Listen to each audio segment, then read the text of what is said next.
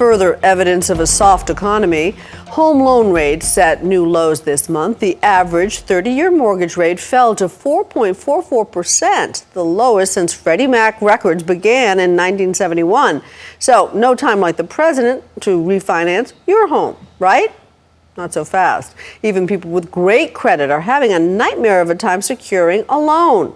Vicki Mabry takes a look at what you need to know to score a loan in tonight's Realty Check. When Brian and Suzanne Hernandez were shopping for their first home, they thought they'd be a lock for a mortgage. She's a school teacher, he's a personal trainer and owns a gym. So they were shocked when they were denied. You know, we've been working for 4 years of our marriage towards getting our first new home, and when we finally were ready to do that and we went for the mortgage and we were told we were denied, it was just heartbreaking. I thought it was going to be easy, you know. I've leased cars, purchased cars, have great credit score. I always get like tier 1 credit, you know. I've never been late on a payment for anything, school loan or any type of business loans. Everything's always been on time. So I thought it was going to be an easy process.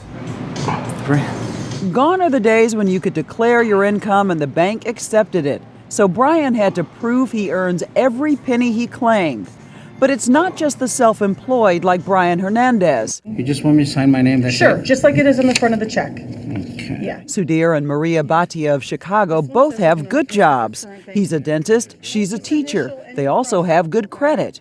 But it still took them 3 tries and a year and a half to refinance their home. There's a lot of paperwork that you have to go in between, and you have to go here, go there, and pick this up, and you need that stamped, and it's like just a lot of other paperwork just to get to this part of the process. In many cases, you can be the most squeaky clean borrower around. Banks are once bitten, twice shy after the housing market free-for-all that almost tanked the economy. The main thing is that the abuses of 3-4 years ago have reverberated, and now people are tightening up too much on the other side. Michael Moskowitz, owner of the lending company Equity Now, says with lingering uncertainty about the economy, banks are quick to say no.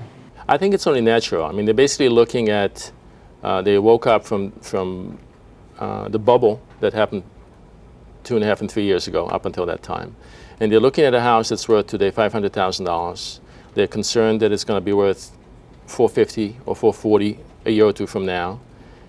And they're making their underwriting decisions based on that. So this good faith estimate you receive within 3 business days of us receiving your loan application. Brian and Suzanne were able to buy their house, but not without jumping through some hoops.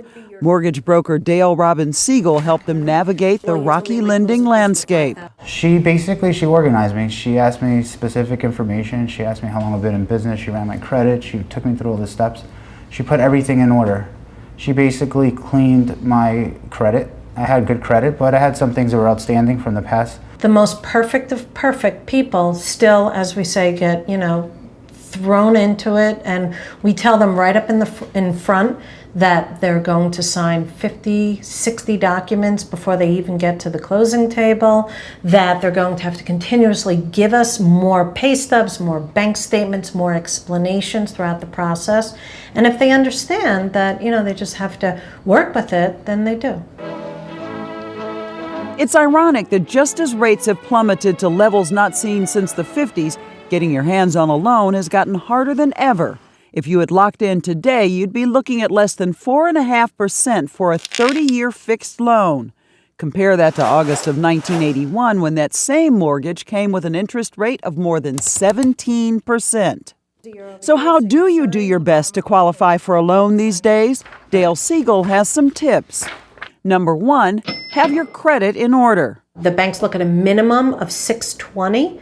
The better your credit score, the better your interest rate. Number 2, have a steady income. Steady employment, and they also look at your employment in the future. Are you in a job where you might be let go, which is a big thing now. Number 3, watch your debt ratio. Debt to income ratios are much lower now, so a lot of the banks cap it at 45%. Number 4, have a down payment up front and extra money in reserve.